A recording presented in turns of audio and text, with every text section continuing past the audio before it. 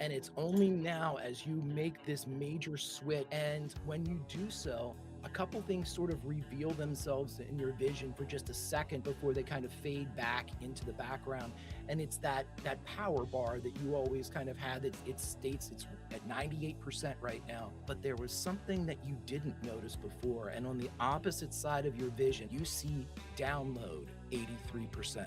And because of that baller roll where you literally put your character on the line, my friend, as you come forward and uppercut this thing with the speed that you described, the Gamork's head snaps back.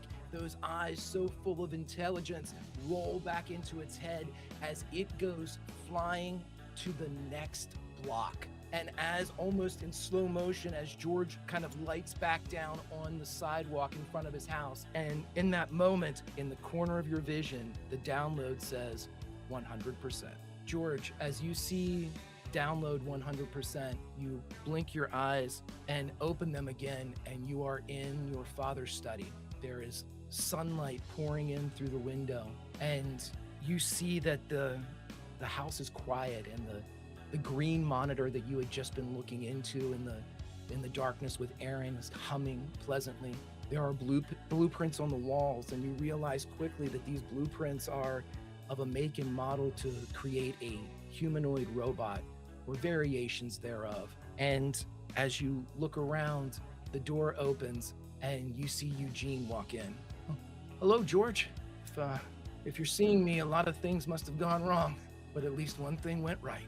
He stands up. I had to know it was you, son. I'm here. I'm still alive. I'm helping where I can. Where's here? I'm in Garrett with those of us that are still fighting. And we're small, but we're making a difference. I can't tell you exactly where we are, but you'll find it if you look for the winter that remembers summer. Okay, I'll find you. Son, I didn't get a lot of things right. I tried to solve problems instead of trusting my feelings, but I want you to know, I love you, George, forever. Not a continuation, not a substitute, not a version. I love you. Come find your old man. Trying to run as fast as possible while holding tightly onto this kid, but his head is on a swivel, looking at everything that is different about Garrett. He doesn't have a lot of time, and Mitch runs on information. So the more he can get, the more he understands things.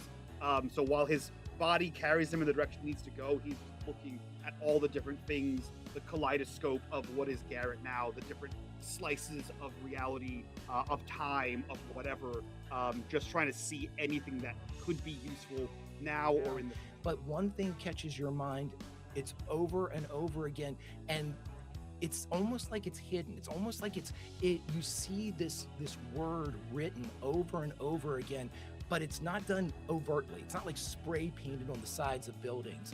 In a weird way, like you see an L that is on the sidewalk written in chalk, and you see a T that seems to be a small tree beside it. And everywhere you look, you see Alta. So you're able to do so, and the Nothing does not notice as he climbs the pedals just as you did, only catching them in their spins now, and makes it up to the awning that you are on, stands there for a second. You can see without the features, he appears to be gloating before he drops through the fucking slit that you made as he falls down through, and you hear a very human fuck as he falls down into the area behind the bikes. For a moment, you are alone, and you see the light flicker around Dutch. It flickers for a second, and you hear shit, and then it becomes solid again. You basically tackle Dutch a millisecond before the column of light appears again. And as you roll back out into Main Street, Dutch looks at you and falls into your arms. In this moment, he says nothing, but for maybe the first time in your life, you can hear Dutch weeping. You okay? You alright? Everything good? No, nothing's good, Rob. Well, relatively. Relative to what? I don't know, man. You were standing there with black eyes and kind of all zombied out. I figured relatively this seems like a better Jerry. Rob's gonna he's gonna give into it, but he's gonna slam his hand down onto the bubble one more time and scream for Benjamin! You would see for a moment inside his grief Ben again cocks his ear like the RCA dog, and he says, Rob, and you are pulled away as Jerry begins to lead the charge with lightning flying. Much like Butch Cassidy and the Sundance Kid, but with a decidedly better outcome than the end of the movie. The two of you are running through this as, you know, for a moment, as you look back towards Ben, you see him kind of look up for a moment. He doesn't make eye contact or even look in your direction, but you can see you reached him for just a second as the Nuthlings kind of jump and hop in your field of vision, but you are being pulled away. The only illumination now, because of the darkness that's kind of encompassing you from the sky and the Nuthlings themselves, is the brilliant blue lightning that Jerry is producing to literally cut a path through these fuckers. So you both start running towards the central mausoleum as a pack of hellish entities rush behind you. As you bust towards the mausoleum, a kind of stocky, smaller figure steps forward, and the face of Sarge meets you as he stands in your path. So as you turn around to see Rob kind of slip and fall to the ground, but immediately get up like on one knee and start running, you see on the namesake of Rose Hill, that rise in the middle, you see a figure stand up and look at you, and you see the Nuthling visage of Scarlet looking back at you. And a second later, you see Ben join her.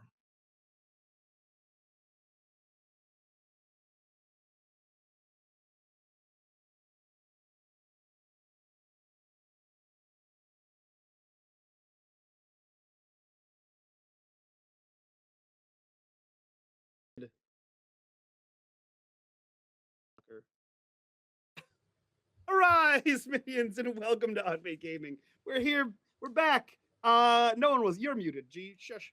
We're back for episode 11, prime time of Atari Midnight. And it's. We'll see what happens. Good luck, Kendall. But if you like what we do here and you want to support the channel, the best way to do that is by joining us over on Patreon. Link in the description down below. Get access to all of the after shows for this show, all previous shows for like the last 5 or so years. That's very cool. Check that out. And in the bottom right-hand corner, you'll see the Michigan/Maggie bar. That bar serves 3 purposes. One is when that bar fills, all of the money that goes into that bar goes back to these amazing faces you see here before you. Actually, regardless of whether it fills.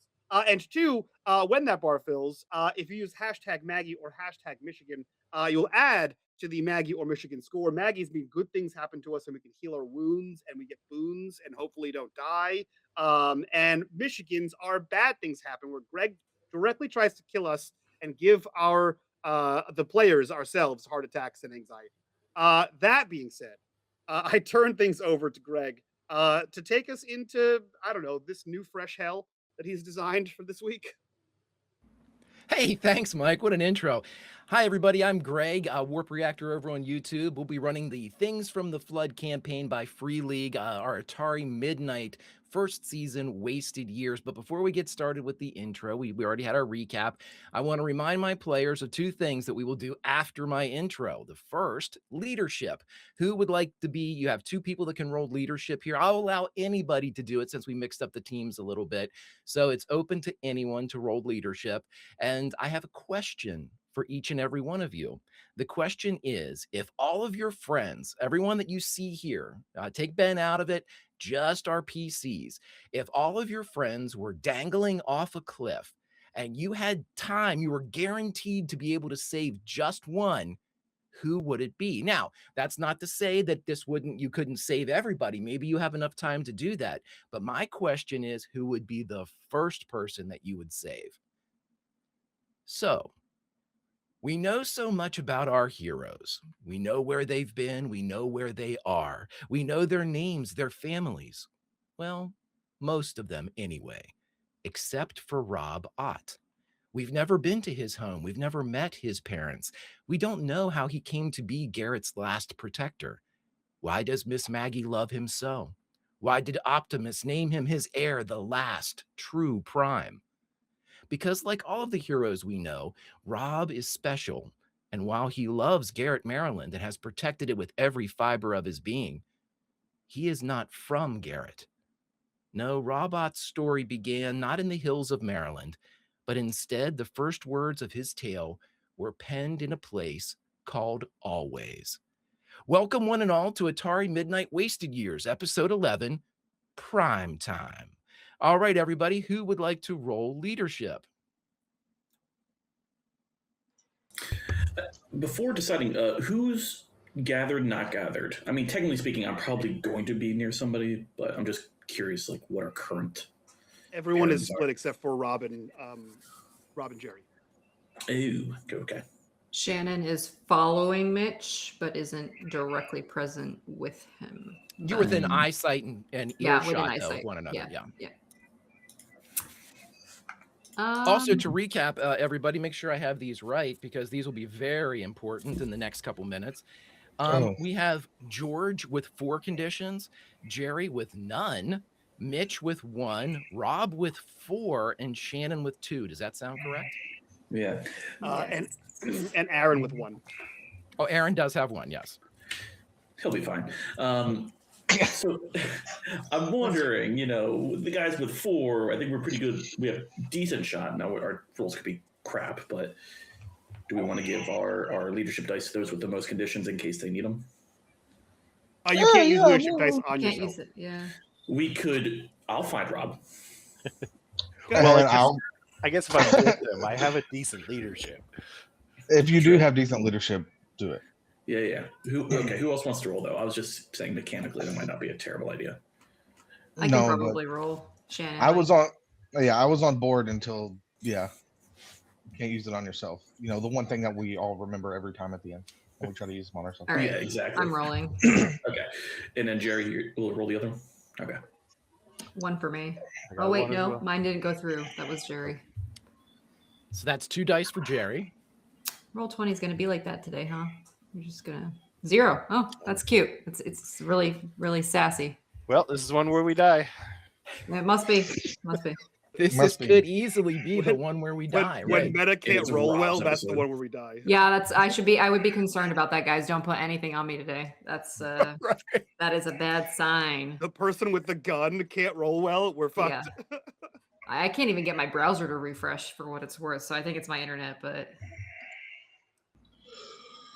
Alrighty, friends, and the other bit of business that we have over on Patreon at our last after show, the gambling proposition was proposed to Frags that if he in fact wanted to use one of the boons to get rid of a condition, he could roll a d12, and on a 10, 11, or 12, he could get rid of 2 conditions using just 1 boon. However, if he didn't hit those numbers, he would lose it. The proverbial double or nothing. Or you can just use the boon to take off 1 condition guaranteed. Totally up to you. You are at 4 conditions and are currently being dogpiled by nothlings. Just throwing that out there too. But we got 6, right? 6 is the end? 6 is the end, yes. Okay. On the 6th one, that's it. You leave this world. You got it. I'm a gambling man, and I'm gonna gamble. And roll me a d12, everybody. We're looking for a 10, 11, or 12. Optimus, give me strength.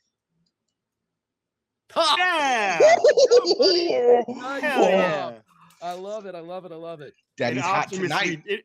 in Prime we trust. Whew. I'm with you. Okay. Trademark. So that's down to 2 out of 6 conditions. 2 out of 6. Yes, somehow a surge of adrenaline beneath the pile of the nothlings as Rob begins to claw his way free as Jerry watches from the other side of a wrought iron fence. But friends, that's not where we're going to start today. Where we're going to start is I'm going to go around and ask each and every one of you who you would save first if all of these people were dangling off a cliff. Anyone want to go first? I'll take the bait, Greg. Sure.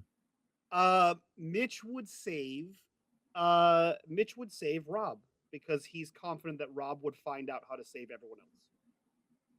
Fantastic. Well, that's 1 for Rob. I'll make a note of that for no reason at all. Oh no. Is Ben included in this? Ben is not. no He one is can not. see. I'll go next. Mine was gonna be Mitch, and it was gonna be for that same reason. The irony. Technically, but also because he really wants to get Jerry, and he thinks he needs a second person to help get Jerry. Valid. Okay. So we have one for Mitch and one for Rob. Who will break this tie or cause a three-way tie? I think for George, it would definitely be like an analytical choice of like who does he need to help? Basically, like the other two said, to save everybody else. Right. And I think it might be either Jerry or Shannon. I'm leading a little bit more Shannon because she's got a gun. Okay. How's that gonna help us not fall off a cliff? Shoot yourself back up. Classic gun. Yeah, it's classic gun physics. Kendall, have you seen the A-Team remake where they're falling with a tank and they keep firing the tank? Yeah. Basic physics. Yeah. Of course. I mean, Yosemite Sam did the same thing, didn't he? When Yeah. you fired the guns into the ground. Okay. I have a flawless record here.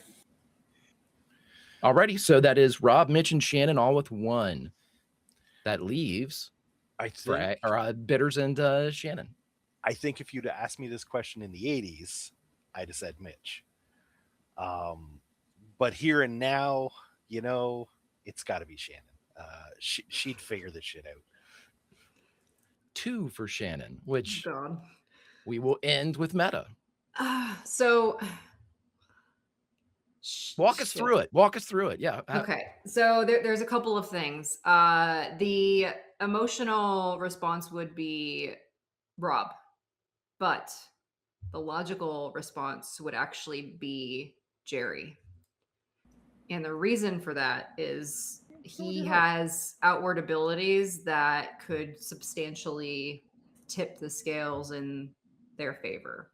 So, and also his physical capabilities are substantially higher than probably everybody else's here. So minus butts, but That begs the question then, how would Shannon answer, emotionally or logically?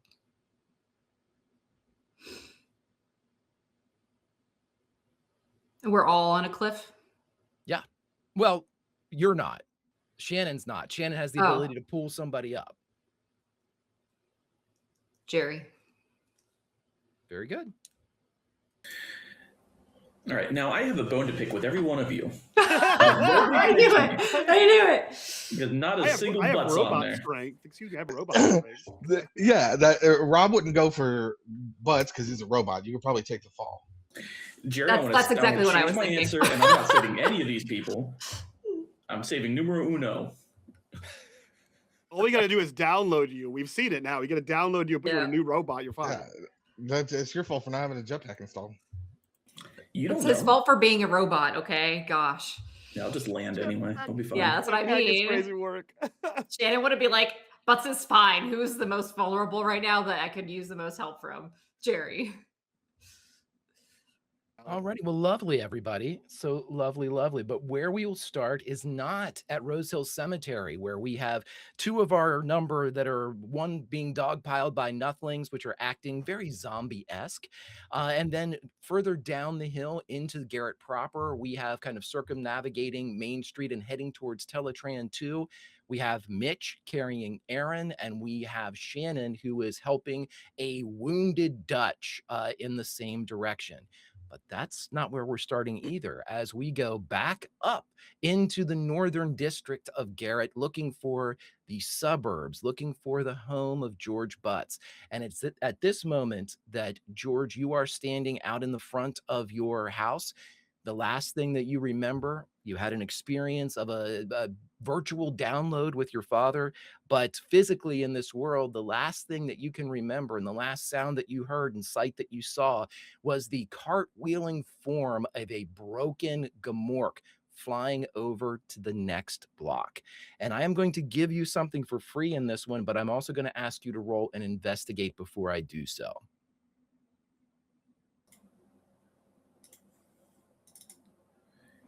Zero successes. In this moment, whether it's because you activated your humanity or whether it's just, whatever the robotic version of adrenaline might be, the rest of the world sort of has a hum to it, even though there's no sound being kind of produced by anything around here. Not even the streetlights, which usually hummed in the past, are doing so now. They are illuminating light, but they aren't carrying the same types of characteristics that they had before. But in this moment of sort of like a sensorial deprivation, as the rest of the world just kind of one thing creeps through all of that, and that is the sound of a canine whimper coming from the direction that you sent the Gamork flying. But I will ask you this, my friend, even in that same state, very much if anybody was watching Night of the Seven Kingdoms, when Dunk is in combat and gets his bell rung, that's sort of what you're hearing right now. So I will ask you this: what do you do with that one audible clue, but the entirety of Garrett laid out in front of you? George would have to assess whether or not he's still a threat or what. So he would cautiously peek through, assuming this is through like a fence or hedges or something. Yeah, we'll stick with the same theme of Dunk and Egg, and it's a hedge. And so Perfect. you are able to kind of go around to it. Again, this went all the way over to the following block is where you actually knock this creature.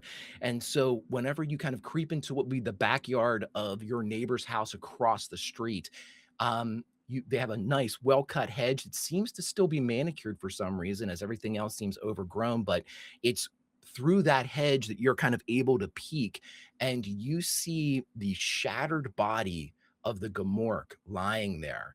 And in many ways, you can actually see sort of like the heat escaping its body. And it's only after a second that you realize that that's not entirely heat, as you see the body of the Gamork being turned into ash and smoke, and you see ribs that are starting to be exposed through the black hair, which it itself, the hair is kind of combusting and turning into, you can even smell burning dog hair at one point.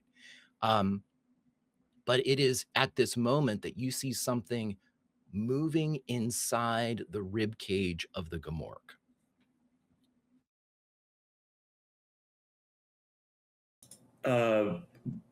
Butts would want to look inside and see what that movement is. Just make sure it's not an issue. Sure thing. Are you going to approach stealthily? Do you want to sneak, or do you want to just move up and investigate and look? Or I think in this case he would be very, very cautious. So I think a sneak would be his first move. Absolutely. Go ahead and roll it for me. No successes. You feel you are very quiet. Now, again, your hearing is a little bit distorted, so whether or not you're making loud footfalls, they're not coming across to you that way. But it's in this moment that if you feel quiet, do you peek out from around the hedge, or do you wait and kind of see what happens? I think at this point, assuming like he's being pretty stealthy, being pretty quiet, he would actually at least peek, if not even start approaching. Okay. So you take a peek, roll me an investigate, and this is basically going to be as you approach. These are things and how quickly you kind of ascertain what's going on. I actually got a success for once. Okay, so with this, as you move forward, you can see that the movement you see coming from inside the rib cage, the closer you get, you see a paw reach up between two of the ribs, and it pulls itself, kind of squeezing itself back through the still formed and still separated ribs, but it's almost like it's reaching through a cage of a jail cell, the bars. And as you get closer, you can see two eyes looking out at you from just beneath the kind of shattered clavicle, and the clavicle up here, and then straight down through the sternum. You can see these two eyes peeking from between the ribs. They have spotted you. Are these the same kind of eyes that the Gamork had, or are these different in any way? Roll comprehend. One success. They are the exact same eyes, except the eyes that you are looking at now, while they still hold an intelligence, there is something missing. I will allow you to push the comprehend roll, which required 2 successes, or you can leave that a mystery for now. Pushing does result in a condition. Yeah, that's 5 out of 6. Ah, man, can I get a gamble like Rob got later? Maybe later, but right now, Maybe no. later. Okay. So push it lets me reroll or add successes.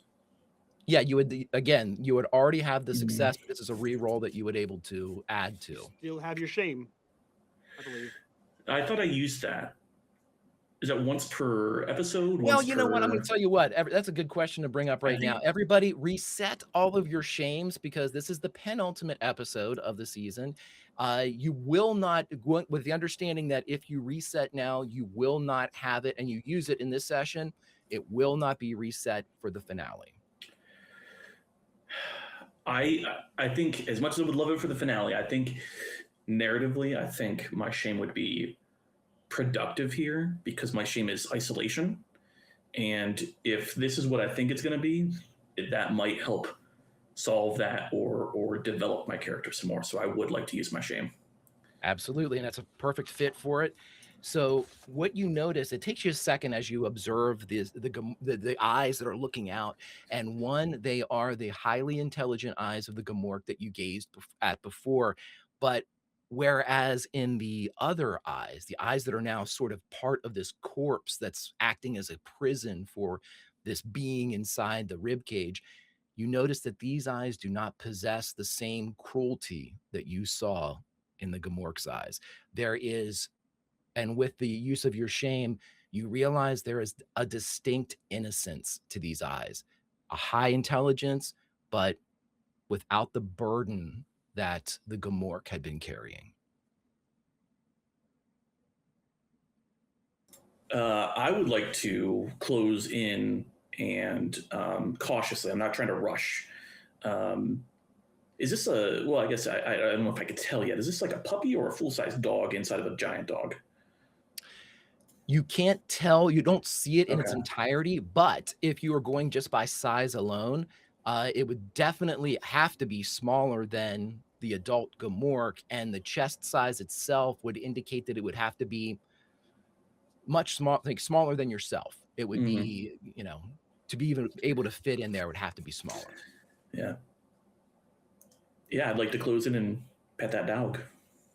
Okay, you're able to move in, and as you approach, you see these eyes, they're unblinking, staring at you from between the rib bones, and you hear a voice, the same one that you heard before coming from the Gamork, but this one is lighter, this one is less burdened, and you would hear the creature inside say, "You destroyed me. Are you here to finish it?"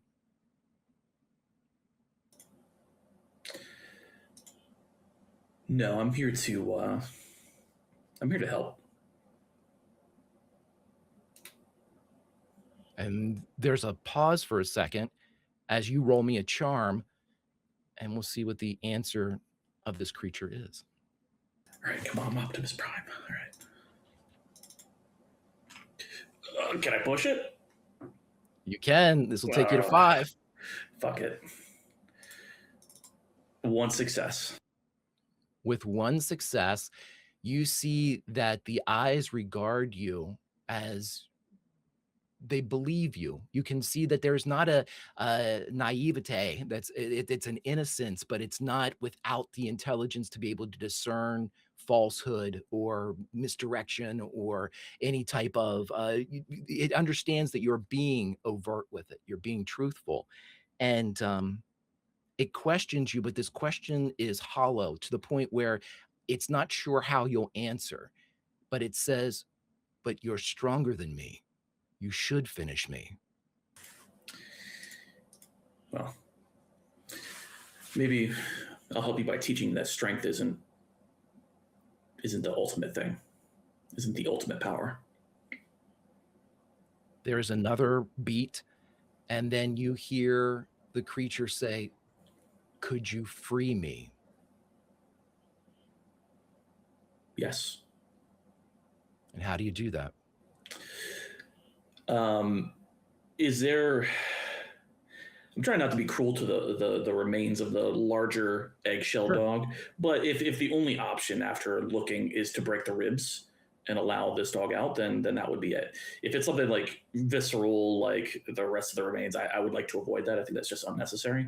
So I would break the ribs and free the cage and free him. Right. And okay, absolutely. And to kind of explain it a little bit better is it's not like it's pulled up in blood or you see entrails or anything. It's not grotesque. It's almost as if this husk it was just that. It's dried. It's almost like it's been in the sun for years and years and years, and only the remnants of bone and like fur and skin sort of remain. But it has a decidedly inanimate quality to it. You know, it's more akin to a bearskin rug than something that you just recently fought and talked to. But as you step forward, you're able to, no force roll required here. You're able to kind of just separate the ribs and snap a few of them enough that inside this hollow cavity, you see the Gamork, but the size of a Labrador puppy. Its paws are entirely too big for its frame. And much like a dog would that has gotten itself into a bit of a pickle, it almost like moves up on its hind legs, and you realize it's asking you to lift it out of this place. I don't even think I hesitate. I would just crouch down and help lift him out. As you do so, you can feel that the creature basically, everything about it, all the muscles kind of tense. And so it becomes more a fixture of like fur covered stone than anything else. And it just kind of rides you up. And as soon as it clears the rib cage, it shakes free and jumps to the ground and sort of runs just a little bit behind its decaying former self and peers at you, the eyes still highly intelligent but questioning. The motives here are something that it has never experienced before: kindness. And with that, we zip up into the air, as right now would be a great time to go over to our Spotify playlist, everybody, because that's what Atari Midnight and Atari Twilight, its predecessor, happened to be built upon. Was the Starship built this city on rock and roll type of motif, as we have our playlist for each and every episode. So go to track number 3, The Season of the Witch. And we cut back through as we zip away from the adjacent neighbor house of the Butts family through Garrett, Maryland, past the sort of arena that was set up for Shannon, through Main Street, off to the side, beyond the burning or the formerly burning library, as 4 figures in varying degrees of southwardly flight are making their way towards the mag truck graveyard. And I'll start with the person that is riding point on this one. Mitch, you do know that Shannon and another form that I'm not going to make you roll for, you recognize as an older Dutch, are coming behind you. They're making time, but they're not catching up. You're moving at least as fast and keeping pace with them. Do you stop to wait for them, or do you keep moving? There's no time to stop. He has to. He's firmly believing that the tools he has to fix this kid are in his house, in what he considers his house. However, being Mitch, he cannot miss the opportunity to, while running at full tilt with this kid, just sort of over his shoulder, shout back against the wind, "Is he still a weird vampire?" as he's running. Shannon does not respond. I'll take it as a yes. He continues down the street. All right, Mike. So I'm going to ask you this: if you are moving, you kind of quit. You see the feed and breed, or whatever, I forget what I called it, seed and feed or something like, yeah, feed and breed. As you're heading south, you're now into what would be, if you take a right here, you head towards Trade Winds. If you continue straight, you hit the gravel road that would eventually become the Mag Truck Graveyard, home of Teletran 2. Do you want to move for speed? Do you want to move for stealth? Or do you want to do something differently than any of those 2 options? He has a wounded kid. He's moving for speed. Then roll me a move. You're obviously running, but this will tell us how fast. Let's see. One success. Okay. So, Shannon, you would see as Mitch is, I mean, maybe running faster than you remember him being able to in his youth. You see him really kind of cutting through towards the south. You know the direction. You don't need to be reminded. Your youth kind of harkens back that this is the direction towards Teletran 2, the hideout of the Autobots. And as you're running, you realize that he's starting to put a little distance between you and Dutch. It's not something that's insurmountable. You know, you might miss him around a corner for a couple seconds. But the question I will ask you is, do you want to move, quietly yet quickly, or do you want to just forego the stealth and run as fast as you can? With Dutch, obviously. Dutch is not necessarily 100%, right? So he's able to kind of stumble to keep up with you. He wouldn't reduce your speed too much, but it's something you have to be aware of kind of when you're carrying him. Yeah, I think caution is actually more preferred for Shannon right now because she just narrowly escaped whatever the heck is trying to kill her and has no idea what else is around the corner. So I think she's going to be more observant and attempting to be less conspicuous. Then roll me a d12 because this is part of your skill set and your special abilities. 6 and above gives you 1 success. 10 and above gives you 2. Okay. 1. Oh no, Yeah. no, 0.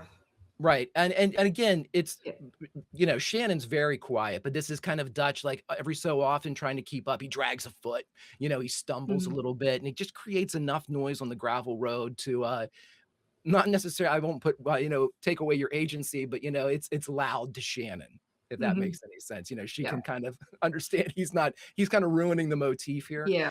But you're able to kind of keep up. And again, this is like if there's a kind of a bit of a corner, you lose Mitch for a second or two, and then you kind of come around and you can see him kind of farther down the trail. But as you all are going, Mitch, you are hauling ass down here. So I would ask you to roll and investigate as you enter into what you would know is the kind of field that encompasses the mag truck graveyard. And with 2 successes, which were needed, you are able to pull up and stop just as you realize that one of those distortion ribbons are crossing right around, almost acting like a fence around the mag truck graveyard. It is moving. It is complete. It's maybe 20 feet high. It's very strange though. You can see through it. So you can see the mag truck graveyard beyond, but you can also see this world that the ribbon is displaying. And where it is cold and dark here in Garrett, through this ribbon, you can almost feel the warmth. You can see that it's raining. You can smell the vegetation, the wet earth. It's a decidedly different kind of climate, different temperature. And you stopped just as, and that's probably why you catch more of this kind of sensorial input. You were so close to it before you stopped and realized what it was there, that it brought you right up against it. And you and Aaron, for a moment, can actually see reflections of yourselves, just very, very transparent, but they're there, like across a pool of roiling water. And then that's gone. And you have this kind of 3-dimensional image of yourself, this world beyond, and then of course the mag truck graveyard beyond that. And Shannon, within about 30 seconds, you catch up to this spot. He'll put his free hand out.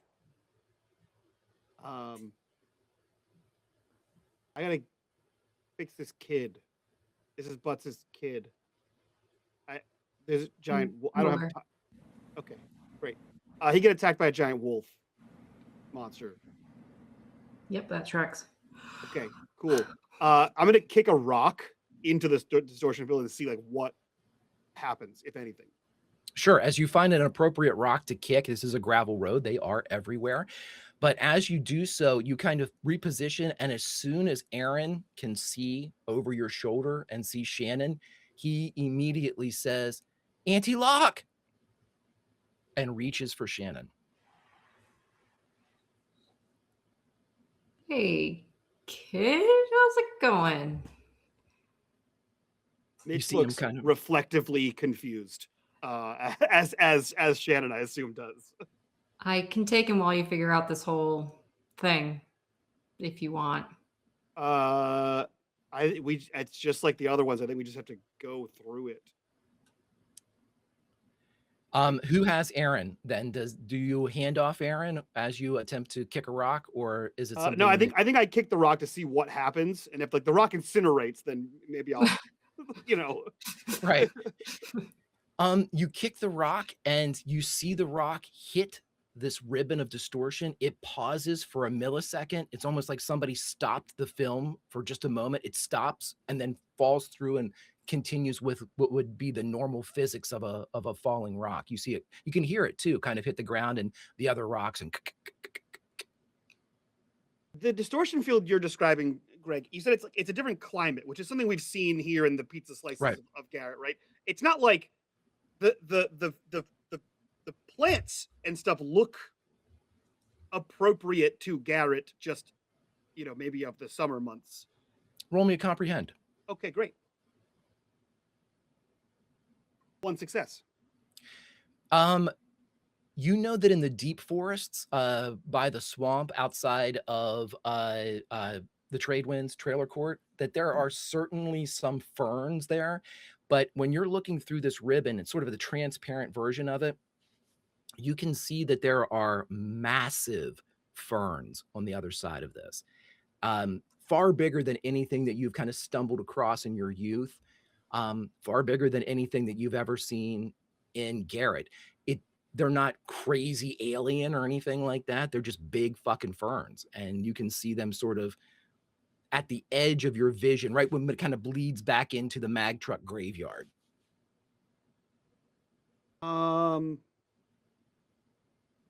I need a second set of eyes, and you went to most of school. Does that look like dinosaur plants? Like plants appropriate for like the age of dinosaurs? Shannon has a firm look at everything in front of her. Roll me a comprehend. You will need 2 successes to get more information than Mike had. Cool.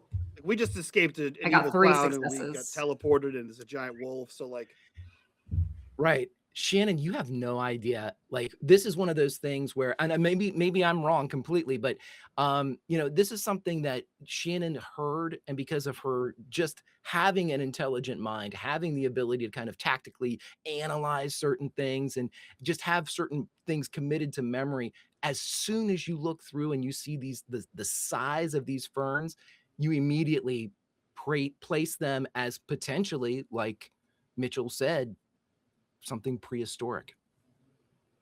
Yeah, actually, these definitely do not exist anymore. So, can you shoot dinosaurs? if it bleeds, then I can shoot it. Technically, it doesn't need to even bleed, but that's besides the point. You hear Dutch whisper in this kind of broken, you can tell his throat is injured, but when you say, if it bleeds, I can shoot it, you hear like a crackle. God damn. Like, but it's not like a surprise. It's like attraction. If that makes any sense. Mitch rolls his eyes, him placing that as a movie quote that I feel like Shannon never saw. Given who like Mitch knows Shannon is, it accidentally walked into a movie quote, and he kind of steps forward, turns so that Aaron is the farthest away, and he just sort of like slowly puts his toe into the force field. Much like the rock did, you feel like a moment of hesitation. It's not like it hurts you, and it's not like you stub your toe. It's just like your motion is arrested for just a heartbeat, the flutter of a wing, and then you feel your kind of foot going through this, and there's no more hesitation. It's almost like your toe acted like the buffer, and now the rest of your body, how much you want to kind of put into the ribbon, moves into without any type of that hesitancy. Yeah, I think he like the way a kid gets in the water, like test in the water. He puts the toe in first and then like starts to lean forward slowly, and if like he gets up to his knee, he kind of looks back and says, I don't have a, I'm going fine. Just go slow. And he starts to like shimmy his way into this like rift. Mitch, if there's a dinosaur on the other side of that, going slow isn't going to make any difference. So just. I meant for the force field. It could be like an inertia based, whatever. And he slowly starts to. Okay, so yeah, and it's basically everything remains the same as I described it until you kind of bleed through. Now, are you taking Aaron in with you? Yes. Okay. But it would be like he would kind of like Aaron would be in front of him, and Mitch is kind of like backing into this thing. Sure. Okay. And so as you back in, and again, your field of vision remains the same as described until you kind of pass into your head itself and your eyes move into the ribbon. And then the entirety of your vision, with the exception of, it's almost like you reverse fields. You are looking now at the ribbon and you can see that the shadowy Shannon and Dutch on the other side, but now those smells and those sounds and the rain begins to pour down on you. And as soon as you bring Aaron in, there is that moment of hesitation, that flutter of a wing, and then he comes with you as well. And the next second, you turn around and you see a world that is not shrouded in darkness. It is still very, very diffused, but it's like an amber light over everything. And you can smell that vegetation, that strange mixture of living and rotting, that circle of life that, whenever you go into a forest, that smell isn't just the life that you're smelling, it's the death too. It's part of the entire, smorgasbord that you experience. And you get that in spades. Never before, I can safely say, has Mitch ever experienced this much of just pure nature. Does that make sense? And these ferns that are around you are massive. They are the size of, like picnic tables and hammocks, and they almost look like a campsite arrayed around you. And the mag truck graveyard is gone, but just beyond these giant ferns, as if acting as a curtain, you can see a blue glow. Yeah, I think there is a moment of hesitation where Mitch looks around and wants to fully understand what's happening here. But based on past experiences, blue glow equals energon in his mind, and so there must be something usable there. No one just leaves a stockpile of energon by itself. And if he can't get to his tools, hopefully there's some other tools. So he's going to replace curiosity with stealth, because the last thing he wants is a fucking dinosaur to jump out at him. Sure. So I'm A gonna valid concern. Right. I'm gonna quietly like crouch down and move towards the blue glow. Then roll me a sneak, and then I will ask Shannon what she is doing in this moment. One success. You are quiet, as is Aaron. And so Shannon would see that Mitch and Aaron disappear into this ribbon, and you would see as they begin to you can see Mitch kind of get low and you go into Mitch stealth mode. And you see as they move deeper into this ribbon, you see that their image is beginning to both become transparent, and you're losing sight of them as they are moving away from your position. Dutch kind of squeezes your shoulder, just, kind of still using you as more support than you probably were thinking he would need. But he kind of straightens up a bit, and through that cracked throat, he goes, "Are we going in?" Are you up for it? And trying to mimic and failing to hit the badass quote, he says, "I was born ready." Okay, let's go. They go. And as you enter, the same thing happens. There's that momentary pause, just the briefest of pauses, and then you're through, and you can see the Dutch experiences the same thing. And as you enter again, Shannon's senses, because of her abilities, are augmented anyway. And so this is just, it's almost like putting your head into a terrarium or a greenhouse and just inhaling from each and every one of the potted plants. It is very, very strong, but again, life is everywhere. There are just smells and experiences and the feeling of the rain rushing down. Immediately, the winter gear that you have on is soaked. It's, luckily water repellent, but at the same time, it's meant for snow and cold weather and not this hot rain that seems to be falling. But you're inside, and now much clearer you can see ahead of you, Mitchell and Aaron. Okay. She will also kind of motion for Dutch to kind of go stealth, mimicking whatever Mitch is doing, because she doesn't want to be the reason that they get spotted. So Then roll me a sneak. okay. Fucking Christ. 0. Okay, in this respect, again, we'll just blame Dutch. Dutch is kind of hitting things and making noise, and but at the same time, Shannon is quiet enough for the two of them. And since Mitch is at the point, he's very quiet. And so, again, the ability to spy something potentially or scout ahead has definitely been something that Mitch could do at this point. But as you all move in, I will let you know that you have 2 current goals. The first is to get through the ribbon, and the second is, as soon as Mitch, you kind of creep forward and move and part those large kind of leafy branches of the ferns. And as you move and reveal the blue glow beyond, you see that there is a river of energon that is just moving much like water. But in addition to that, you see moving and crawling very slowly, like lightning that wants to go home. You see energon lancing slowly into the air and dissipating into the fog and mists, maybe 20, 25 feet up. And it's slowly coming off of the water, the surface of the energon, and creeping into the sky, and a little blue kind of glow will appear, much like Missile Command, as it goes up and touches inside this mist. And you would see across this river, which is very broad, maybe 200 yards across, you would see a stegosaurus, and it is drinking from the energon. And you would see that there is remnants of this blue glow around its mouth. You can see that the skin and the eye itself also contain that kind of luminescence. And just below the thinner parts of its flesh, where the veinage is a bit apparent, you can see them pulsing, much like these lightning bolts returning to the sky. Pulses of blue go through this stegosaurus's throat and around its like spiny plates along its back. And you can hear Aaron's breath. Dino.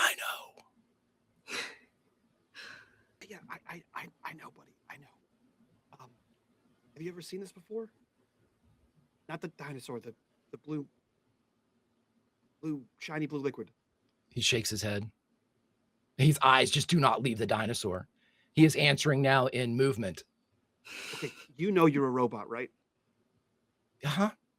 Okay, cool. Do you know like how much of you is Is it just like your bones? Is it like a Wolverine thing?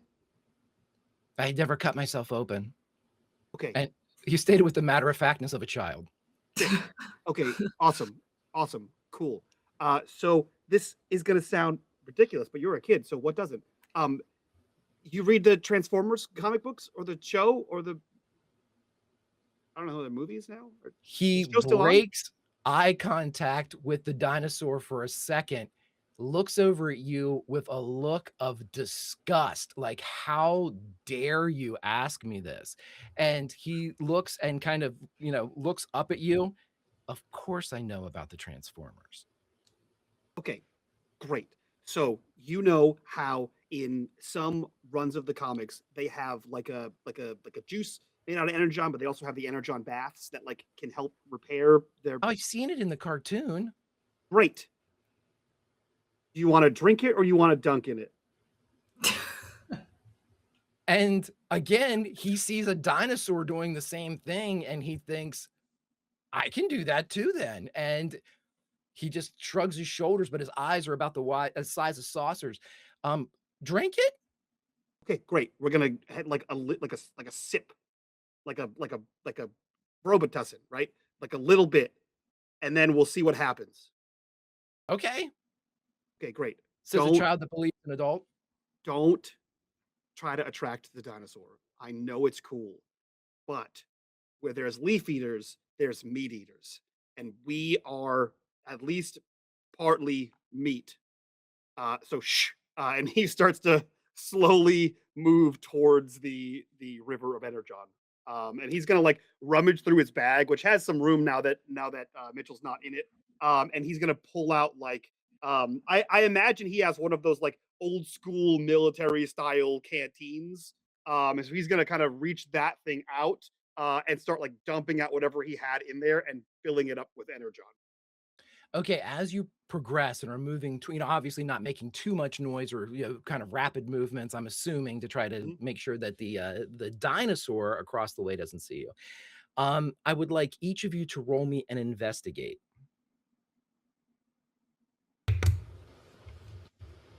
Ooh, 0 successes for Mitch. And none for Shannon. Okay. Again, you can always push these rolls. Just know that if I'm not going to mention them because it sort of sounds like I'm trying to guide you into doing so. Just always remember that as an option open to you. But if I have no takers, I will Actually, you say, know what? I'm pretty frosty. I'll push. I'll push in. okay, you'll take a condition, sure. 1 success. Okay. And so how this is going to play out is this. As you move forward, this investigate roll is going to give you two things. As you approach, you can see that the energon in front of you is not chaotic. It's not acting like water, if that makes sense. It's moving with a purpose. It's moving in a direction of design. And the closer you get, you see that as kind of little crests of this water kind of break up against rocks as normal water would, this energon, when it breaks over a rock, you can see it form a geometric shape. You would see like a triangle and then another break, and you would see sort of like a D12 go by, like a polyhedron. And, they're very small and very subtle, and they're gone there 1 second and gone the next. But it's in that moment of just seeing the sort of like math inside of the energon, you turn around to kind of gauge the progress of Shannon when you see that there is a man with a large black cowboy hat standing directly behind Dutch and Shannon. And back through the Why? world we go as we zip out of the ribbon of time, and we go back to Rose Hill Cemetery, where the two remaining members of our group, who have been very, very patient, especially one who is being dogpiled by nuthlings. Friends, I will let you know this, and let's make this appropriate, everybody. Go to track number 2, the Battle of Evermore, and let a little Led Zeppelin play for us. Jerry, as you are standing on the other side of the wrought iron fence that marks the end or the lease line of Rose Hill Cemetery, and you're looking back towards the massive mausoleum of the Clevengers on the left, your left, Rob's right, you watch as Rob gets taken down by all these nuthlings. They pile on top of him, and you can see your friend beneath this pile, much like whenever you were on the field of football, struggling, fighting for a fumble, fighting underneath that. Just, you see his flesh kind of backdropped against the darkness that encompasses the nuthlings. But friends, in this moment, you have a track. And this track is the survival of both of you, one of you, or none of you. And in this moment, you can see that Rob has far too many of these nuthlings pinning him. He will not be able to get out by himself. Jerry, as it always is, it falls to you. What do you do? Well, given that he's covered, I think lightning is out. Jerry probably wouldn't hesitate. He'd probably just turn back and charge like a bull at the heap, hoping to barrel through them. Fantastic. Roll me a d12. This is a part of your skill and wheelhouse. And so again, 6 and above, get you 1 success. 10 and above, get you 2. It's only Jerry, yeah, you get in there, and as soon as you hit the area, you are immediately kind of you lose momentum. There are too many of them. They kind of slow you down as you're charging towards the pile on top of Rob. Roll me a force now to see if you can get at least a few of them off. And so, Rob, from your point of view, as you are beneath this pile fighting to get out, you see Jerry's hand come down and grab one of these things, almost like the scruff of the neck of a cat, and just rip it away. And for a moment, you see Jerry standing there. He's got them climbing on him now, and he's just grabbing and throwing off these nuthlings as they begin to scale Mount Jerry. Rob, what would you like to do in this moment?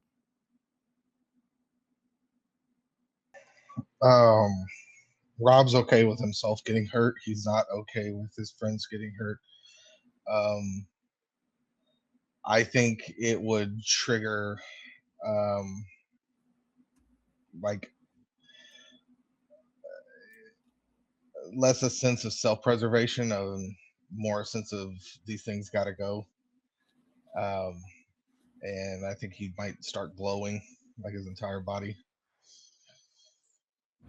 Okay, so that's the first thing that happens in a counteractive nature, yin and yang to the darkness of the nuthlings. Jerry, you would see Rob as he begins to emit light.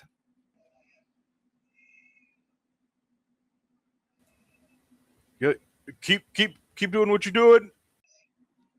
Jerry, roll me and investigate.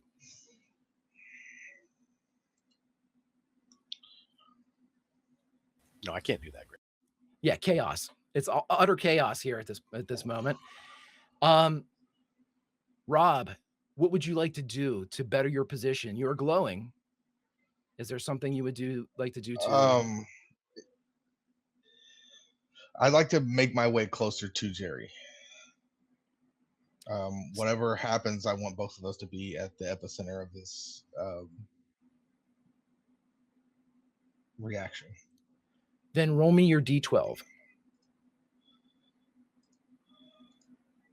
12. I can skip ahead to my next page. Oh, I like that. Maybe I do too. All right, everybody. Go back to your Spotify playlist and turn on track number 4, Wonder Boy.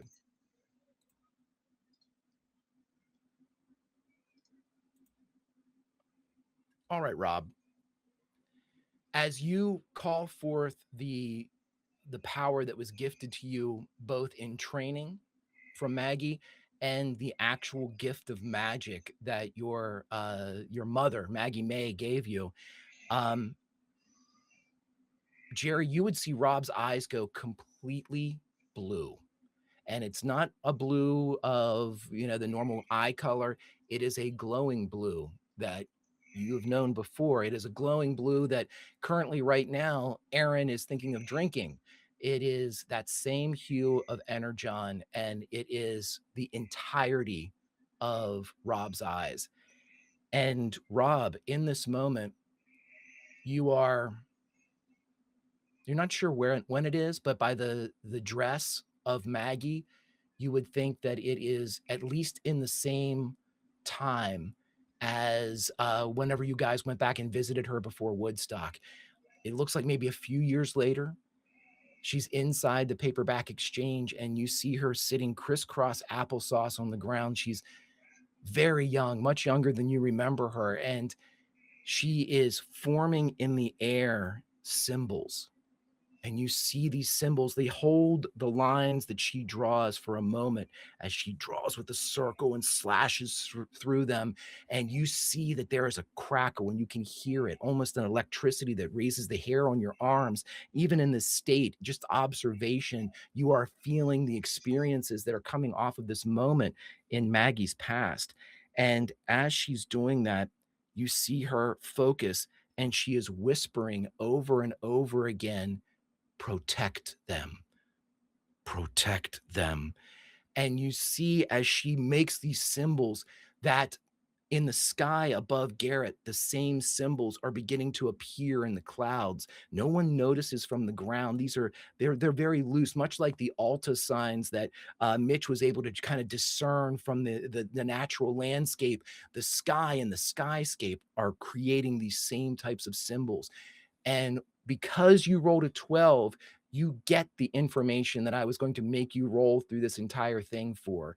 And so you know at this moment, Maggie, who was sent here from another place, is trying to cast a spell to veil Garrett, to protect Garrett from any outside influence. These are symbols that, while you weren't formally trained for, you just know them. They seem like the alphabet to you. And as she is creating, you can see her eyes go wide, and the skyscape with the clouds that are written begins to again return to the same behavior as a regular cloud. And she looks strangely, and as she looks down at the symbols on the floor of the paperback exchange, she sees one of the symbols start to move upwards as if a sheet with something beneath it. And a second later, a small hand of a child reaches up through the symbol. You are in this space, but you are not in this space. You are an observer, and you're not sure if there's anything you can do, but is there something that Rob would try in this moment? Again, the dangers of the world that you and Jerry now inhabit seem to be pushed to the periphery. This is a moment of introspection. And do you try to do anything? Yes, I believe Rob's going to try to cast a spell. What are you trying to cast? I am trying to cast tunnel through these monsters so we can run. Okay. So focusing on not this vision that you're seeing, but on the world that you know is around you, Jerry, you would see much in the same type of movement, that same protective symbols that Maggie was drawing in the vision that Rob sees. Of course, Jerry isn't privy to that, but you would see in the same motions, you would see Rob's hands begin to move. Again, these creatures climbing all over him, but he is passive with his eyes glowing blue and making these movements, even if it means kind of like brushing aside a nothing. It's almost as if he's moving absent the idea that he's being kind of, dogpiled. Jerry, do you do anything? Well, I think Jerry's like, fighting off nothlings in a very mundane way compared to how Rob's doing it. It's probably pretty contrasting. But he's kind of in awe. Rob was always the underdog and the one, like, nobody really expected, nobody ever saw coming, and this is something he's interested in. He's just going to watch. Okay. So keeping an eye on him, I will say this, Jerry, you are in this moment, while even though it doesn't look like Rob is suffering any ill effects from the nothlings, you can see that they are, hitting him, clawing him. They are making their marks on him, but he is not reflective of these injuries. You don't see pain on his face or anything like that. Just these movements that he makes, very deliberate, very controlled, but you can see the wounds that are opening on his body. And I need you to try to defend him, Jerry. You are Rob's only line of defense while he is in this state. I need you to roll a force roll. I can do that.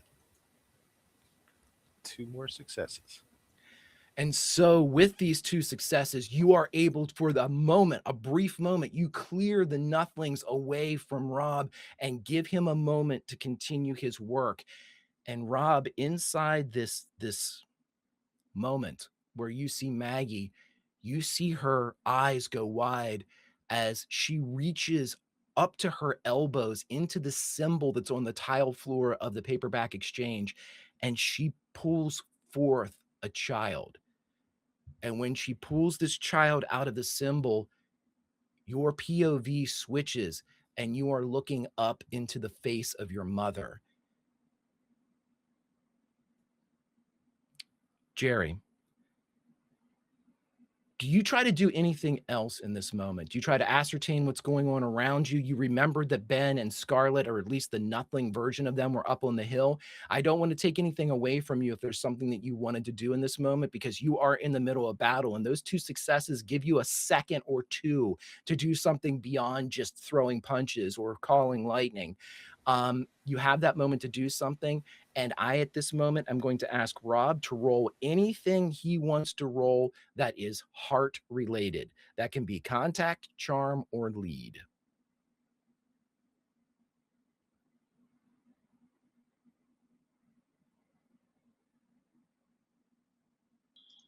I think we're gonna do lead. Let's do it. 1 success.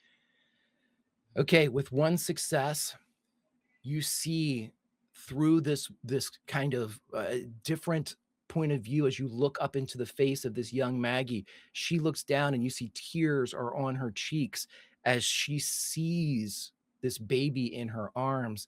And as you blink, you see yourself again from that kind of split perspective. And the baby that is in the arms of Maggie, you know, is you. And the eyes are blue, and the thin flesh of the child also have the same veinage that the dinosaur, as described in the world that Mitch and Shannon are currently in. It contains that blue pulsing through this small infant frame.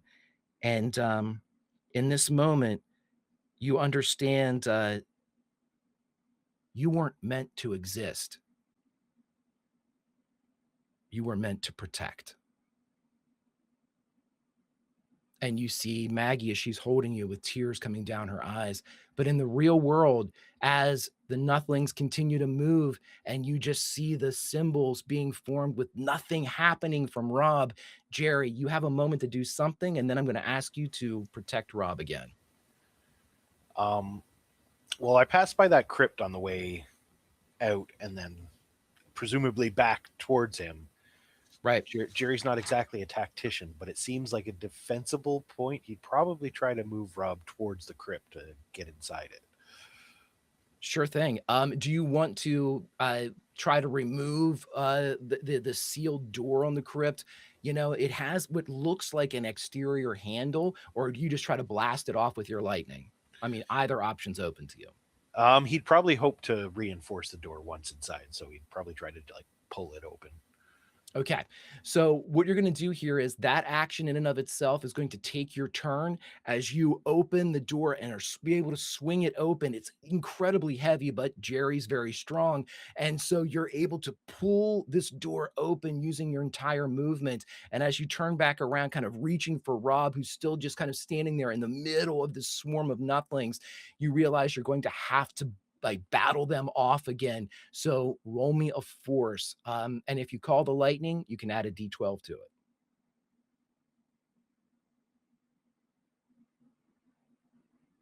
Do 3 more successes on force. You clear a path, and with that, I'm not even going to make you roll for it. You are able to either throw Rob over your shoulders or however you want to carry him and get him into the mausoleum as you are, I'm assuming, getting ready to pull the door shut. Yeah.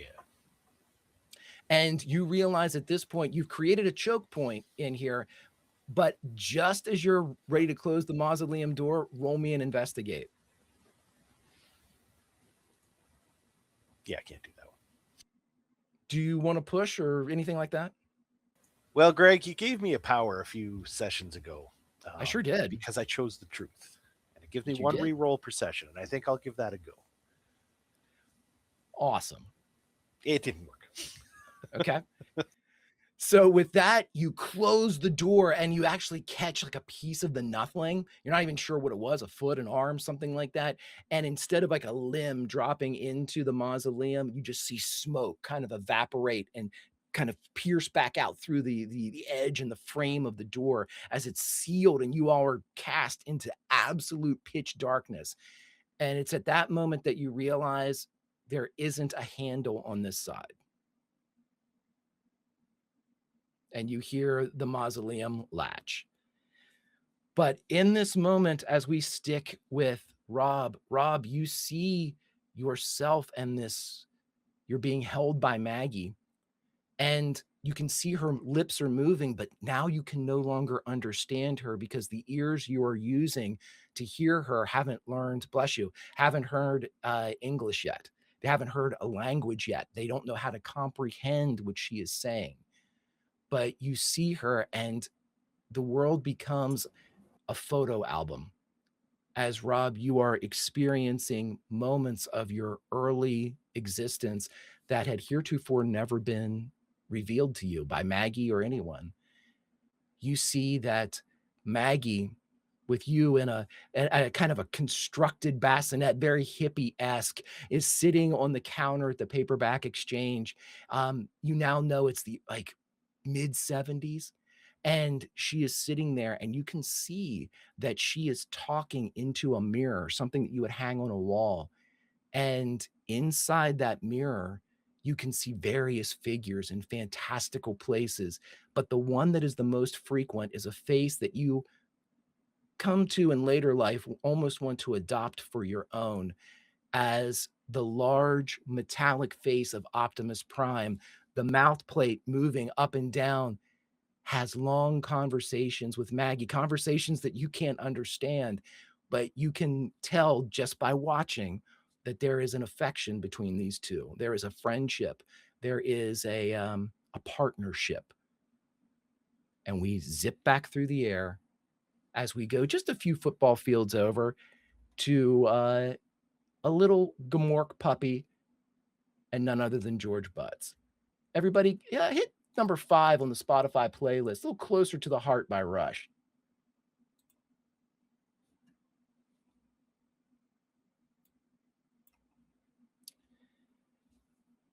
All righty.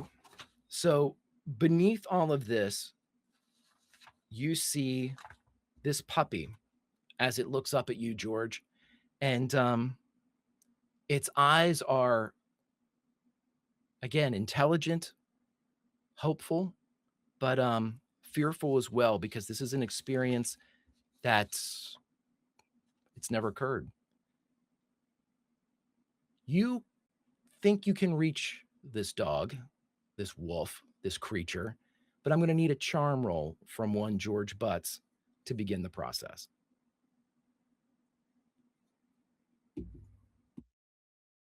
Two successes. The pup looks up at you, and the ears kind of cock again like that RCA dog, and it says, "This isn't how it usually goes. What do you want from me?" I don't want anything from you. We can be friends. And you don't again, have to do what this was. There's a confusion. You don't want me to do anything? It's not up to me what I want. You're free. You can be whoever you need to be.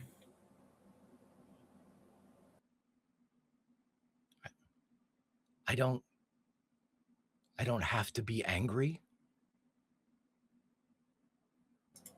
No, that's one of the most important choices you can make. You don't have to be angry. The puppy comes around the carcass of its former self and looks up at you now, and there is a measure of curiosity in the intelligent eyes. Roll me another charm, or contact, or lead, anything from heart.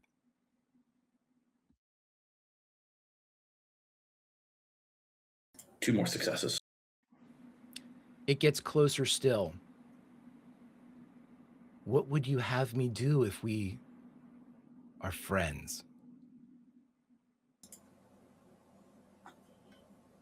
I don't know. We could just help each other out. We could have each other's backs. We could play fetch.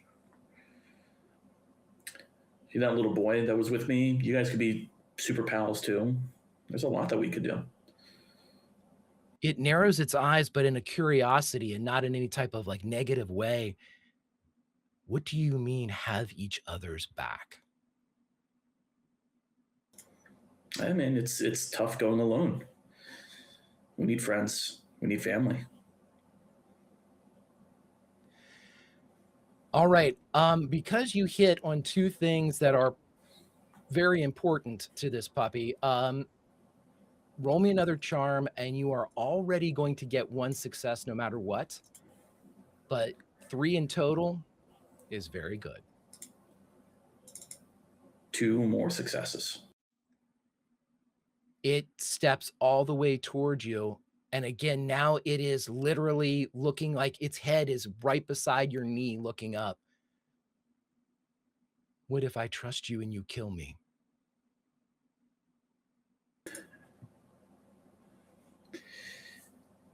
I don't think I could do that, but that's the gamble you take when you choose the righteous path, man. When you choose love, you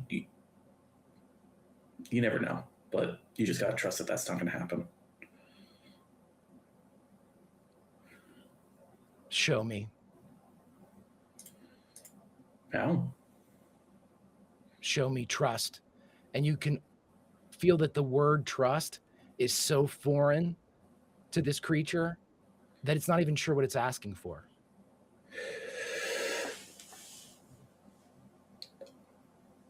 I don't know if I could show you in just a second here. I mean, that takes time, but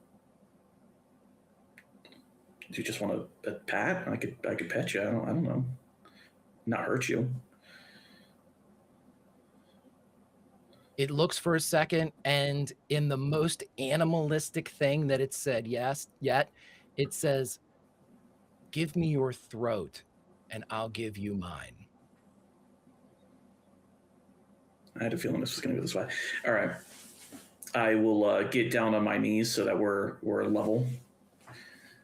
And I'll just, if I have, imagine I have like a vest or jacket on from over my Navy uniform, and I bare my throat. You see the pup like pull back for a second, like it cannot believe you just did that. And very slowly you see it kind of moving forward and opening its mouth, and you feel these little sharp teeth touch just over where your jugular would be, and they press just for a second, and then you feel a tongue scrape across where your Adam's apple would be. And when you look back down, the pup, shaking, its whole body shaking, has its head lifted up, exposing this jet black throat to you. I kind of lean in and kind of do the same, a bit of pressure, and then afterwards, I don't know if I'm gonna do the licking thing, but I would just Dealer's choice. Yeah. Afterwards, after the pressure, I would release it, pull back, and like give him like a behind the ears, like massage, like pet, not like a scampy thing, like a nice, like it would feel great kind of thing. And right. And as you are now down on this pup's level, and he, as soon as you kind of do that to his throat and then bring his eye line back to yours, you can see that in a very human fashion, the Gamork's eyes are trailing tears around the side, like matting and making the black fur glisten. Roll me an investigate. That's a mind. Could I instead invoke my once per session ability to succeed a mind roll? Sure. Oh, I may re-roll. Okay, sorry, it's a re-roll. I can read. So never mind. Hold on. We'll see. And you don't need it. I There don't you need go. it. Yeah. So with this investigate, as you turn and look, you notice that where you can even, as a comparative, look at the body beside of the larger Gamork, and the entirety of that creature is jet black. There is no color anywhere on this creature. Claws, eyes, nothing. Everything is black on it. But when you look back down at this little pup, the throat, right where you kind of trusted the Gamork and the Gamork trusted you, is now a diamond of pure white. And when he looks at you, he acts more like a puppy than you've ever seen, as he kind of skips a little bit in an awkward movement. Joy, hope, these are foreign things. The physical motions associated which are also foreign, but the large paws, kind of make it look awkward. And as it hops around, it says, "I will have your back." And you see the Gamork walk around behind you and disappear into your shadow. And when you look back at your shadow, you see the two eyes of the Gamork blink inside the shadow as it goes for a ride. George, you have picked up a companion. The Gamork's skill stat I will send you, as you now have the entirety of Garrett open to you, and you are not alone. You've got a companion, but as far as your human friends, none are to be seen. What would you like to do? Oh, I should say too that bearing witness to all of this is Mitchell. As Mitchell, the robot, is sitting there and watching this exchange, and because you did leave, would Mitchell come back to you, Mitch, or he was commanded to stay, right? No, he was commanded to stay and help Butts in any way that he could. Okay, so that's where you are. You have Mitchell the robot and a pair of eyes in your shadow until such time as he is needed. After realizing that and feeling warm inside, I think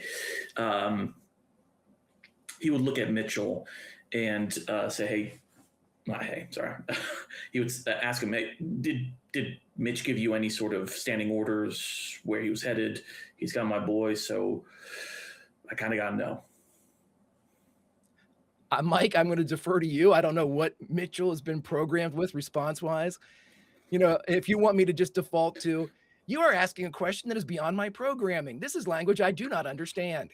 Mitchell, so in my mind, Greg, right? Mitchell is the bastard child of a child who was fed on 80s media, right? So think like war games, right? Any of the unchained AI and robots we saw in the 80s was like the Short influence. Circuit, like Johnny Short Five. Circuit, batteries not included. Like all of this is what is in Mitch's head that he tried to get into. So like I don't think Mitchell is sentient, but like as close as was capable with only 80s technology for Mitch to program sentience into this creature. It's as sentient as possible in this thing.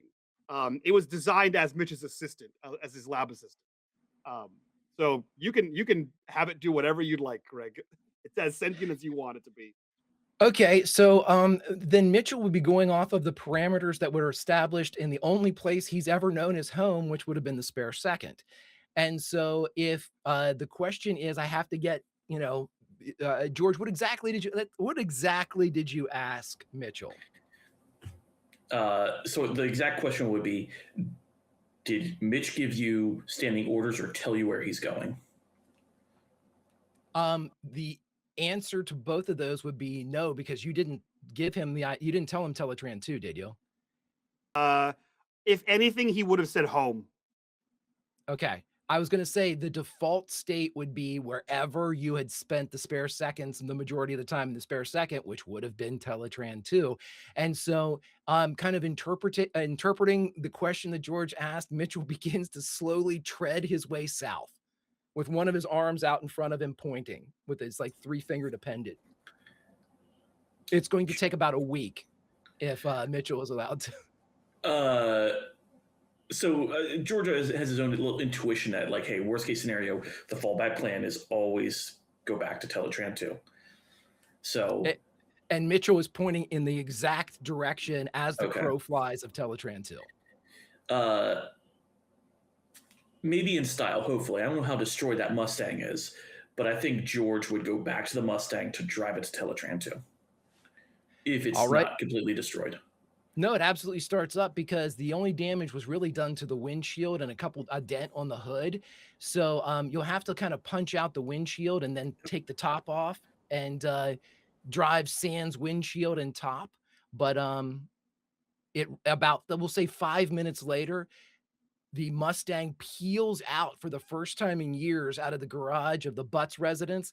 And as the lights illuminate the street upon which George lives, there is a secondary illumination of headlights as Mitchell, up on the dashboard, completely exposed to the elements, also shines his eyes out to provide as much illumination as possible, finger still pointed in the exact direction. And whenever you hit the wheel and turn a little bit, his finger continues to maintain that guideline back towards Teletran 2, as for the first time in quite a long time, there is a roar of some American muscle as this car just down through Main Street.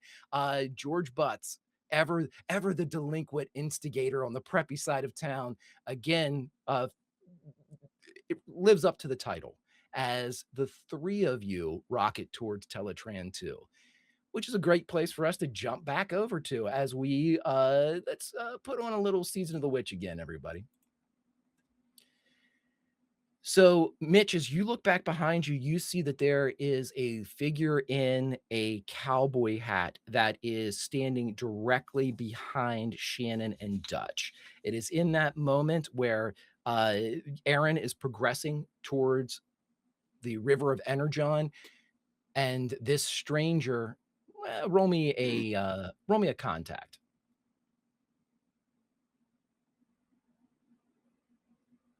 No. You know him, but whether it's the hat, it makes you think of Flag, but it doesn't look like Flag. It looks too young. Interesting. Question, Greg. Mitch has had some time to, emotionally, whatever he considers, regulate. Am I filled with the murderous rage upon seeing this person, or like just like a casual level of like, weird cowboy man? Yeah, well, it's definitely, out of the ordinary here in prehistoric times. But again, you don't remember seeing him outside of the ribbon. Okay. To be very honest, you don't remember seeing him inside the ribbon either, but there he stands behind Shannon and Dutch.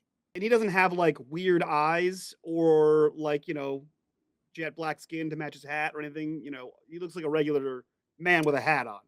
Yeah, there's definitely a Flag vibe coming off him, but you remember Flag as this older dude, a guy that was in his 40s, maybe his early 50s if he was living well. This person looks like they're in their 20s. Okay. Roughly your age, yeah. I think Mitch looks back and like he looks like with intensity to Shannon in that way that's like when you kind of like look at a friend and go like it's like the look at me look. And he does a series of moves that he considers to be SEAL level military moves, which are only from movies and therefore wildly inaccurate. But he starts doing these moves that he assumes that Shannon will be able to interpret, and then he nods like he nailed it, and then he continues moving forward with Aaron. Okay, roll me a you're going to need 3 successes for this. Roll me a sneak to see if you can send these symbols without the person behind Shannon seeing them. You got and it. Shannon, roll me a comprehend to see if you can understand what any of these symbols mean. 0 successes, Greg.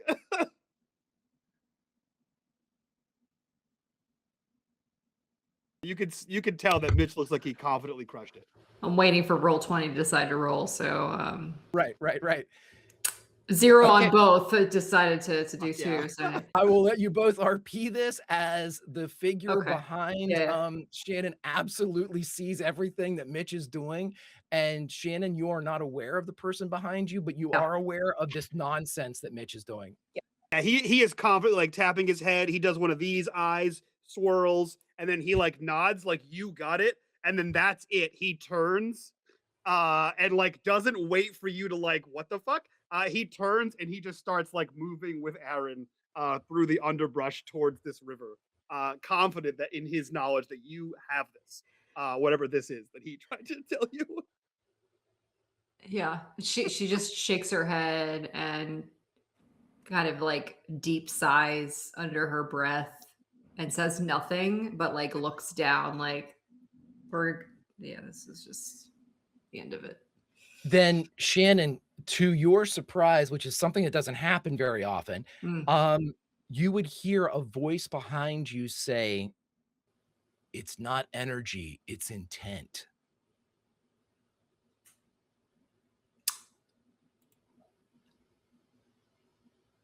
I don't think Shannon knows immediately how to react, but she decides instead to go for the humor aspect, which is, I didn't know dinosaurs could talk. You hear a laugh, and a figure kind of steps up shoulder to shoulder with you and forms a line. So now it is this figure, you and Dutch on your right hand side, this figure on your left. He's a little bit taller than Dutch. Hmm. You would think he's around 6'2", 6'3" ish, and Dutch is pretty tall too, but again, he just kind of, maybe it's the hat, it looks Hmm. like he has a few inches on Dutch. But when he comes around the corner, he laughs and immediately lights up a cigarette.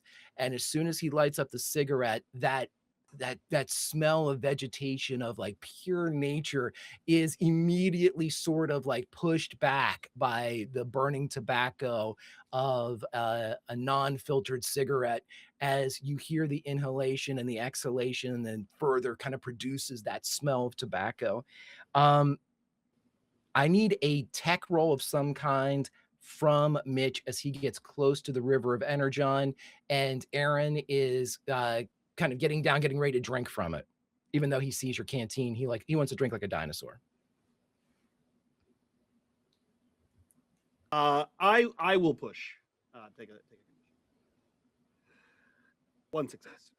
Okay, with one success, again, you see these geometric shapes that are moving through this energon, and inside that movement and inside that moment, as just as the small child in your care begins to move forward, you can see that this energy, this energon, as Aaron is, eyes wide, getting ready to go down for it, you see it starting to reach up for him. You see it's almost like a watery tendril coming up, much like the lightning returning to the sky. It's reaching for him as he's leaning down to drink, but his eyes are closed as he kind of, with a glee, begins to move down. Is there anything you do in this moment? In the time that I was moving over here, what is the dinosaur doing? Did it do anything?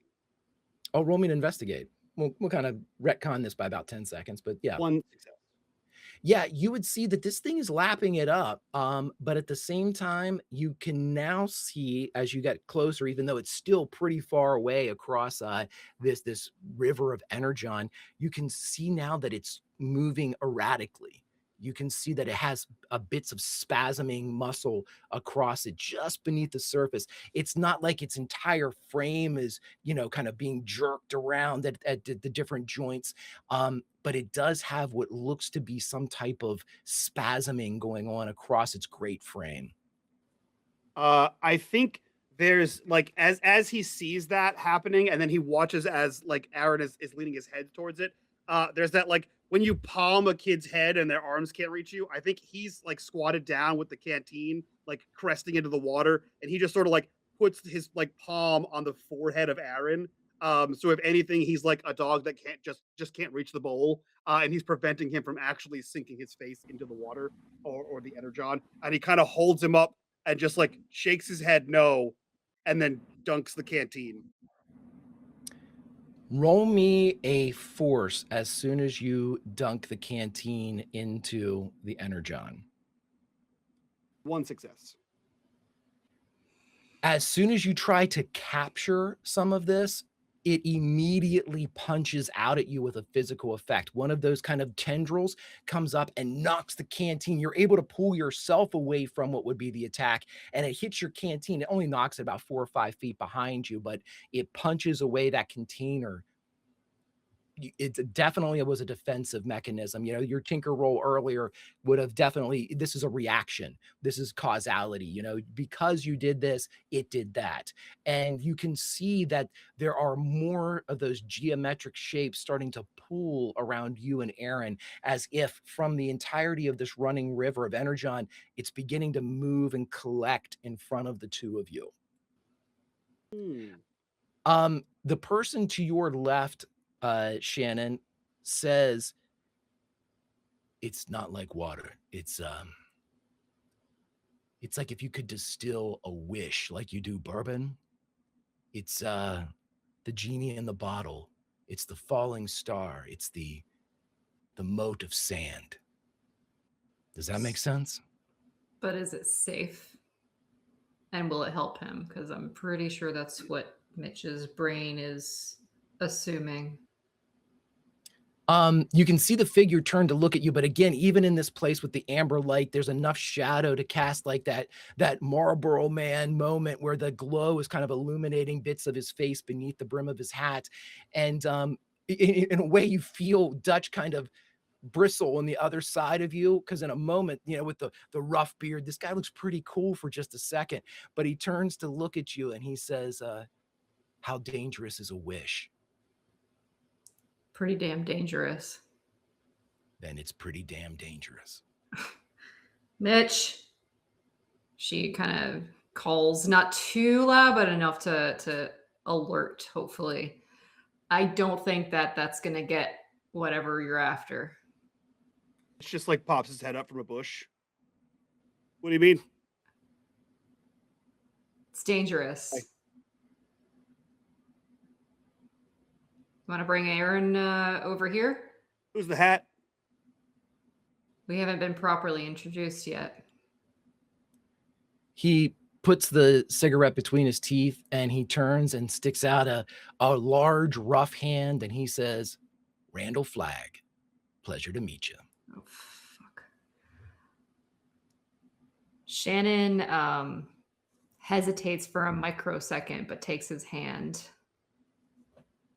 and looks him dead in the eyes to see if she can tell if this is really Randall Flagg. Absolutely. Roll me a comprehend and I will tell, or an empathize. I take an empathize or a comprehend. I'll try a comprehend. She's not really emotionally Sure. invested, but let's see. Nope, we're not doing any of that today, guys. Shannon's in La La Land. Right. And again, and to Shannon, this would look like there isn't enough information to go by, whether it's the fantastical nature of the scenery. Again, you're in prehistoric times. You can smell this incredible, you know, vegetation. He's shadowy, but you don't see that there's a flicker of recognition, and you don't see if there's a flicker of like, yeah, I know who you are, but F it, I'm going to pretend like there's nothing. There's no giveaway. There's no tell. It's just a pleasantly welcoming face for the moment. She just says Shannon. Mitch balls up the back of Aaron's shirt, and as he's standing, sort of like lifts him a little bit off the ground till he's like can get his feet under him and stand. And he looks to the person who just addressed himself as announced himself as Randall Flagg, and he says, "No, I know Flagg. I met Flagg. I fought Flagg. Tried to kill Flagg. You're not Flagg." He looks at you and says, I'm not going to call you a liar, but maybe that's just not yet. We fought Flagg in multiple timelines, so when are you Flagg? He kind of shrugs. I mean, it's always a weird question. We're looking at dinosaurs right now, but I don't know who you are. Are you close enough for a handshake, or are you still kind of shouting from a distance? No, he's still like as close as he was to the Energon stream. Right, as he didn't move forward at all. Aaron's not actively trying to get to the Energon, but you keep hearing kind of like just beneath a whisper, like, I want to be a dinosaur. I want to drink. That's not how it works. You don't become a dinosaur. You become a bigger robot, I think. chill. Hold on. Why are you here? And how?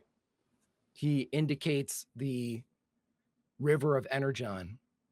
Have you ever seen anything like that before? Yeah. Where? Grayskull multiple times. There's tubes under Garrett. I floated through them. On the surface?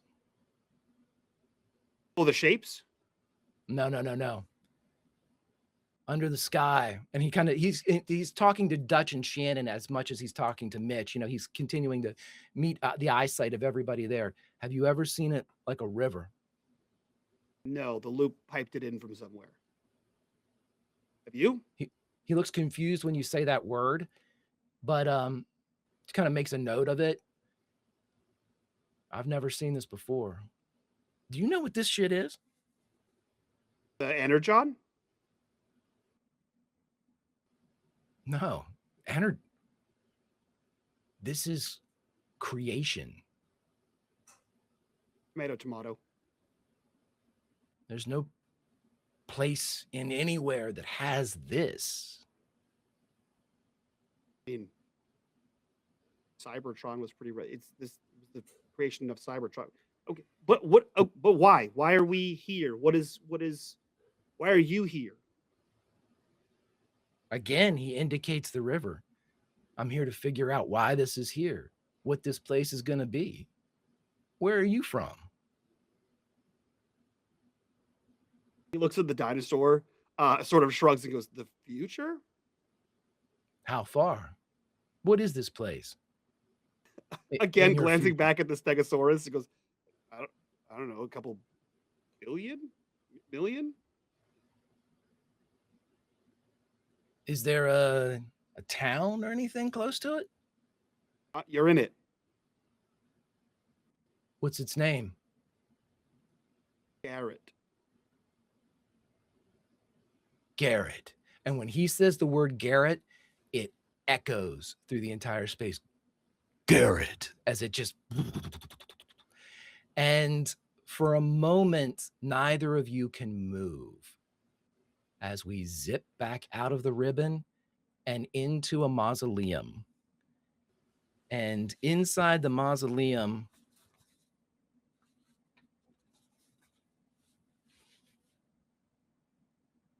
Rob, how do you want to learn about why you're here? Do you want to learn as yourself? Do you want to learn as the child that was in the arms of Maggie? The child that was birthed from a symbol? You have power now. You have magic of your own. You rolled a fucking 12. Call the shots for me, my friend. I just very desperately want to see the baby through the eyes of the baby. Then what you see, the following, much like the flipping pages of a photo album, you see Maggie and you as a small child, and she is playing with you. She is so happy. And then there's a flash, and you see Maggie at the corners of the space where she lived in the upper part of the paperback exchange. And she peeks out through a window, and there are figures across in the alleyway. And you see her immediately snap the window closed and turn to look back at you as you kind of sit there a little bit propped up right on a pillow. You know, there's tie-dye and crystals and the smell of 69 everywhere, 1969. And as you see her face, you realize that she is scared. And you can see her talking through that mirror again. And you see the face of roll a comprehend.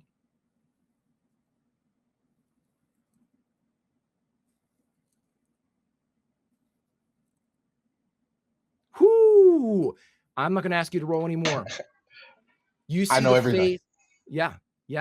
You see the face of an older Heather, the person that you fought beside in the Age of Always, talking back. And again, you can't understand the words because you elected to hear through the ears of a child, but you can see what's going on, and you can see them talking, and you can see the concern on their faces, and you can see Maggie pleading with this queen that's on the other side of this mirror, and you see the visage of Optimus Prime talking, and you can see there's another flash, another day comes by, there's a peeking out of the window, there's concerned looks towards you. You realize that she's not taking you out of this place anymore. No more trips to the park, no more trips to the playground, no more experiencing the air in Garrett. You are sequestered, imprisoned, and you realize that Maggie has made a decision.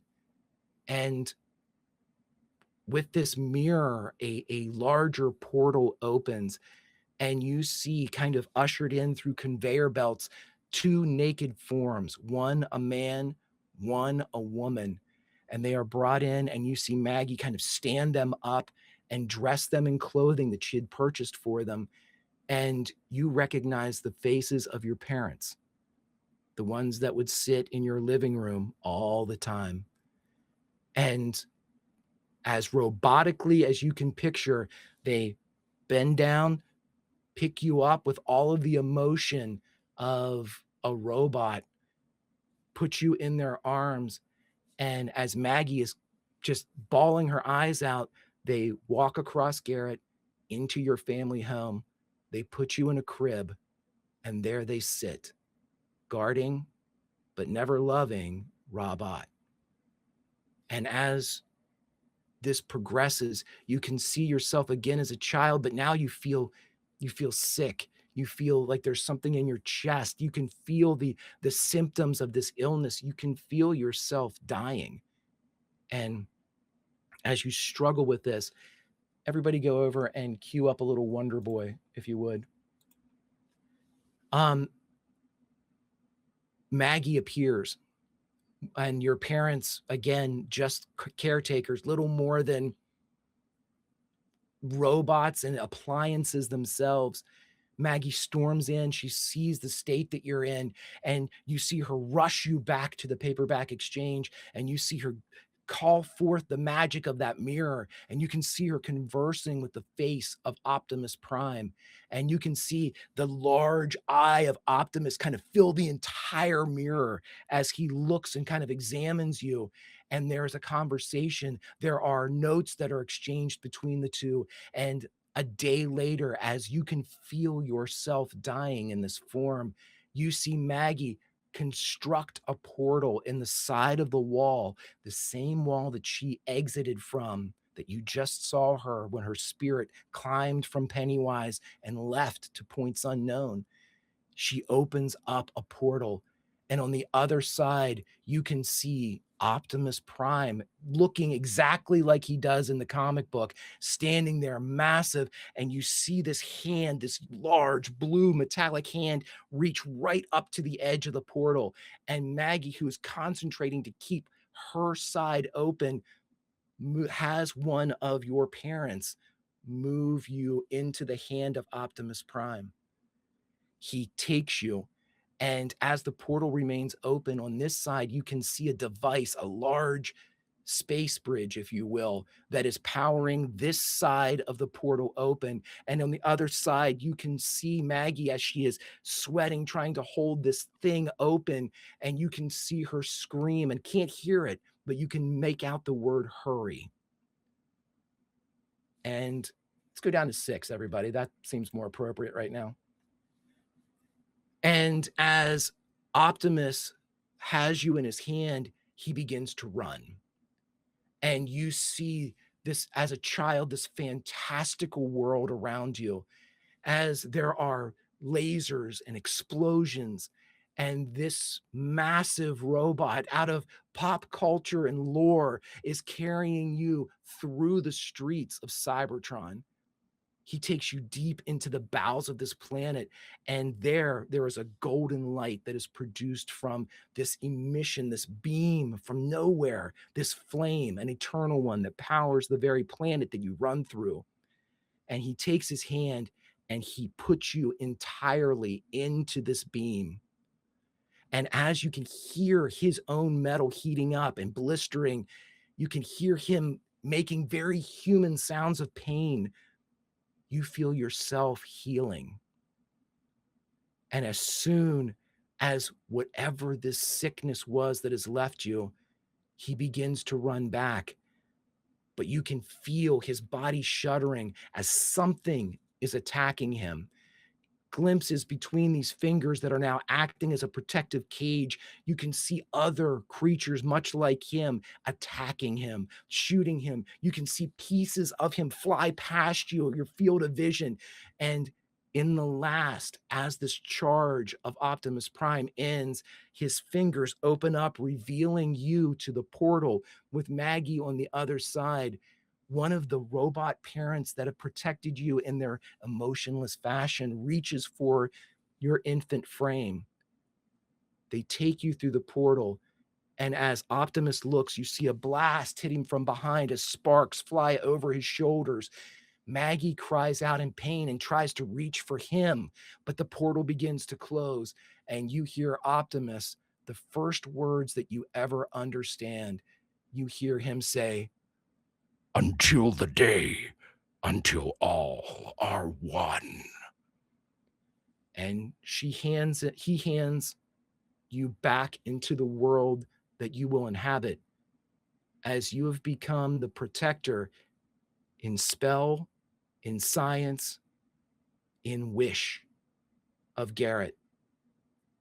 This is how you were born. This is how you survived before you could remember.